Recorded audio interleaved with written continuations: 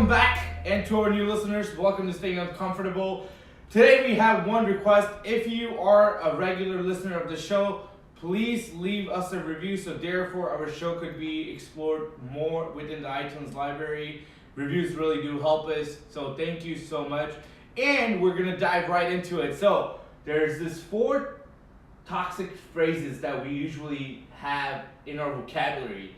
And if you know anything about staying uncomfortable, we believe that what we think and what we say becomes reality. Yeah, and we say these things and we think these things and we don't realize that we're even doing them because it's just something we've been conditioned to and it's just part of the English language, right? And diving right in, Yeah. The first one, what will other people say or think? It is always about what is everyone going to say about you. You're always going to have haters. If you don't have haters, that means you're not doing something completely right. Yeah, and Winston Churchill said this. He said, at 20, we care about what everyone thinks. Mm-hmm. At 40, we stop caring about what other people think. Yeah. And at 60, we realize that nobody ever cared anyways. It's so true because if you think about, right? Think about what your dreams are, right? What you're trying to go after. We're all so individual, unique humans and species, right? That we all have different aspirations, right? I want to achieve something completely different from you might want to, right? And we're going to have to take some actions that are going to make us very uncomfortable, right? And now if you really think about what other person is going to think about because the dreams that you're trying to achieve, you're already screwed. Yeah, they'll never understand what you want, truly in your heart, what your thoughts are, what unique experiences you have, where you were born, what city you were born in, what movies you watch, what shows you watch. They don't have the same life perspective that you do, and it's your dream. Yeah. You've got to protect it. And we were talking about this earlier. I think this could be a great example where you were talking to somebody yesterday about she had twins. And they're completely different. They've been fed the same thing, basically the same clothes, same environment, same TV shows, same movies, and she was wondering why they're completely different. And their personalities are different, their likes and dislikes are different. They came from the same womb at the same time, and still it's completely different. So no one knows your perspective. People will never completely understand what you're going through, what your perspectives are. So keep moving forward. It doesn't matter what they say. Yeah, because if you really worried about what everyone else is going to say, you're never going to be able to accomplish anything in life because everybody's got a fucking opinion about something. Yeah, and that's what they are. They're opinions. They're not facts. It's what they think, and they'll bring you down. Yeah. Unintentionally or intentionally. There's many cases where you're in the dumps, you're in the shit. 80% of people don't give 2 shits what's happening to you. 20% are glad it's you. Yeah, 20% are. But also, I do agree that some are done intentionally and some are done unintentionally as well, right? I can give a great example, like my parents. Every single time I start a business, they just think that this is not it, this is what it is, but they don't realize that what I know is completely different, right? Versus what they know and what their thought process has been throughout a number of years, right? And one of my first businesses was selling incense sticks. I was this crazy guy that wanted to sell 24 incense sticks for $25. They thought I was completely gone crazy. They didn't believe it, but I went and did it, right? Obviously, the business, it wasn't a multi-million-dollar business, but I've learned so much from that business and I was able to move 10,000 units. And the reason why I'm sharing this is because, again, my parents automatically thought this wasn't going to work. But I believed in myself. So regardless of what you're trying to accomplish, regardless of what you're trying to go after, believe in yourself. Yeah, and reframe it. Yeah. Rephrase that, what will other people think? What will other people say? I know I've got one way to rephrase it, and you've got one way to rephrase it, Kyvan. And for me, it's nobody gives a shit anyways, because everyone's going to be dead. Yeah. It's all temporary. So that's how I get through it. I know you've got another way to rephrase it. Yeah, so the way I rephrase what will other people say or think is like, dude, this is my life. I'm going to live it the way I want because I definitely don't want to have any regrets at the end of it. Yeah, and what I loved in that segment is what you said is, I believe in myself, right? And that brings us to our second point, is when people say, it won't happen for me. I can't. I don't know how, and I don't know when. So we'll talk about kind of diving right into these, is, you know, you just have to get started. You're not going to know all the answers. And Les Brown says this, is you don't have to be great to get started, Yep. but you have to get started to be great. Just get started. Doesn't matter what you're trying to do. Doesn't matter where you are in your life. All you have to do is just get started. That is the 80% of the reason why people fail. People will sit here and they'll try to write business plan. They'll try to evaluate all the pros and cons. Dude, just get fucking started. And that is what we did with podcasts. I said, hey, you're coming over Sunday. Let's go get started. And next thing I was like, hey, where are items? You're like, okay, great. Like, get started. Stop thinking about all the outcomes and stop analyzing all the shit. Just get started, people.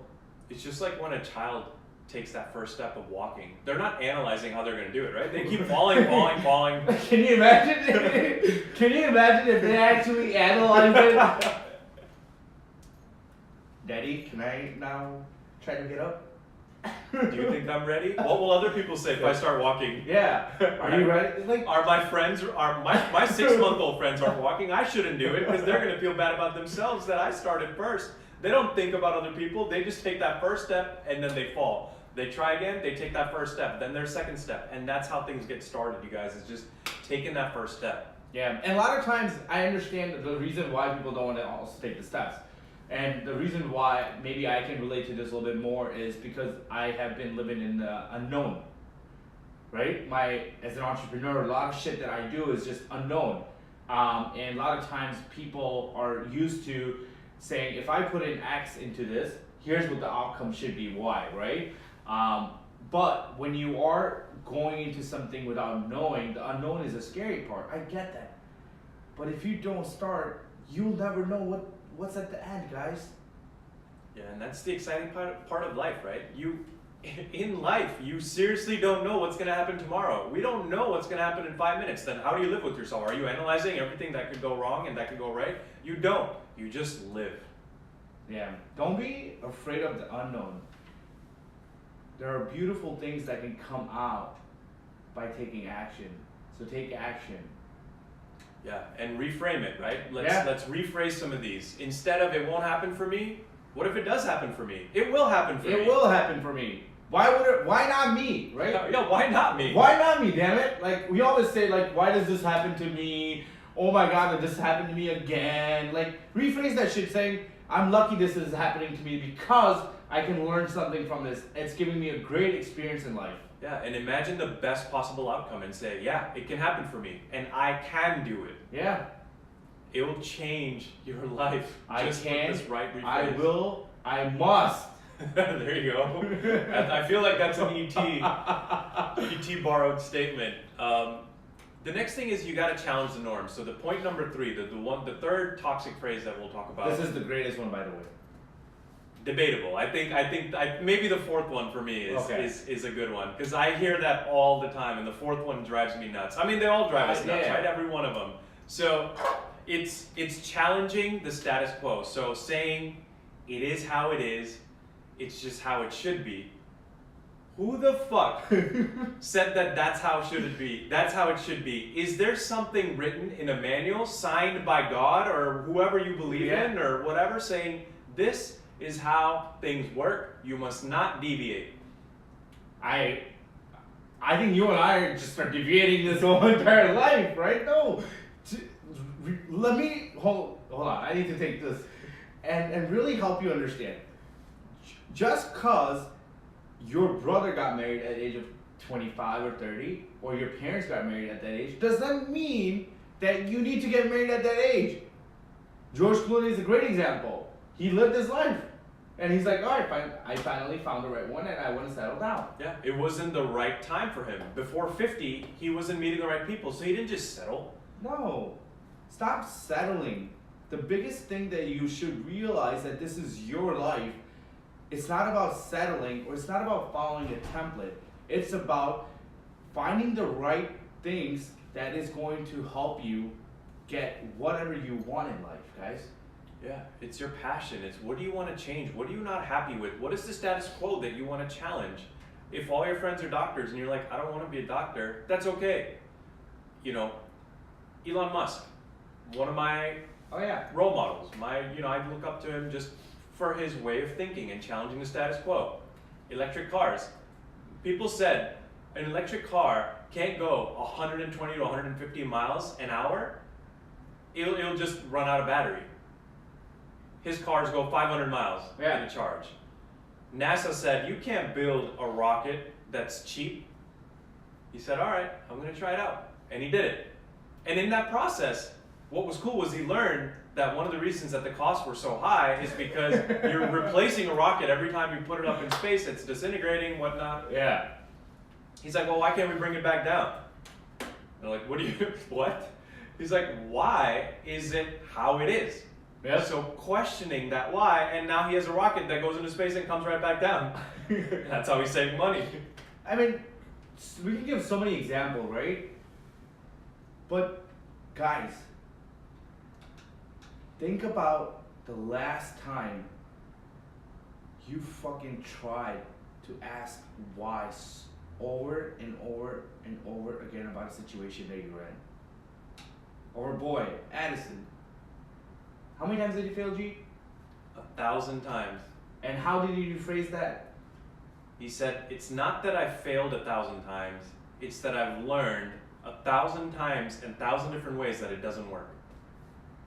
When was the last time you tried something that hard? I know I haven't. I'll be the first one to say it. No, I haven't.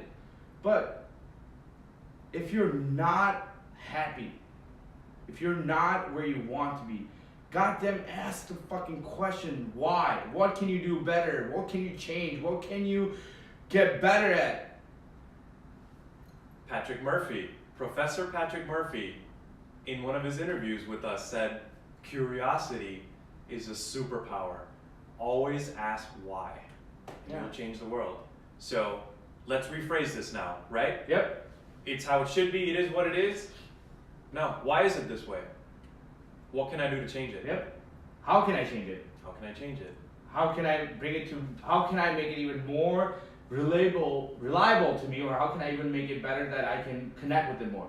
Yeah, because your perspectives, again, you are a unique individual with your unique perspective. And it may be your unique perspective, which is what is needed to change this thing, right? We talk about arranged marriages.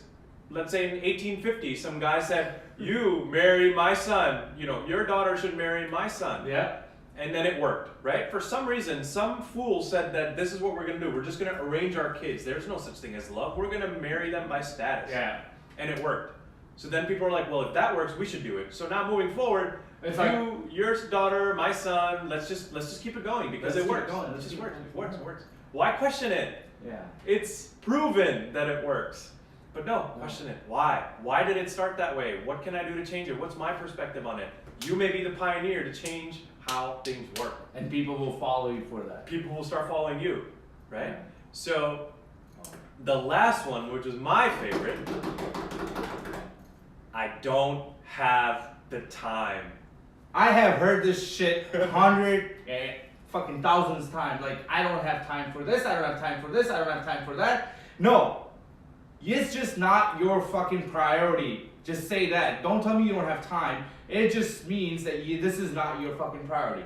Yeah. If you cared about it deeply enough, you'd make the time. You want a flatter stomach? Take 30 seconds of your day to do a plank. Do it for 1 month straight. See what happens. Yeah. Take a photo before, take a photo after. And let the results speak for itself. Exactly. Right? Now think about, like, and I'm going to take it to a little extreme here with this example, right? If your family member is in a hospital, what are you going to say? I don't have time to go see that person? Never. You'll make the time. It's just how bad do you want it? It's all about the excuses and the story that you keep telling yourself, oh, I don't have time. Like, I was talking to somebody the other day and she wants to write a book. And I get it, like, writing a book takes time, right? It's a process and you have to really start start putting things together, the pieces and all this stuff. But she said like, I'm gonna do it next year or so. And I said, why next year? I said, break it down into small pieces and chunks here. Like, can you not spend 10 minutes or 20 minutes writing a page every day? And you can make that time, right? And this statistic may be completely off, but people check Instagram 80 times a day. Let's pretend on a very conservative scale that that's 1 minute every time you check it. So the 80 times you check it for 1 minute. That's 80 minutes, which is an hour and 20 minutes of your day is spent on Instagram. What if, Kaivan, you took 60 minutes and wrote that one page of your book? What if you took 60 minutes and worked out that day? Guys, think about this. How many times have you caught yourself saying, I don't have time? I have caught myself multiple times, and I hate it because I do have time. I have all the time in the world. The president, the janitor, you, me, everybody has 24 hours. But it's about how are you going to spend that 24 hours? And what are your priorities? So reframe that and rephrase it. And for me, Kaivan, it's, okay, I don't have the time, but am I willing to make the time for this? Does it matter to me enough to make the time? Yeah, that's all it is. And think about the 4 phrases that we just talked about. If you can replace this, and if you can actually have those conversations with yourself when you're talking about these phrases, guys, it can literally change your life. It can change the way you think. It can change the outcome of any situation that you're in. So remember, don't ever, I don't want to say ever, but just try to replace these phrases with positivity, and it can change your life. Till next time.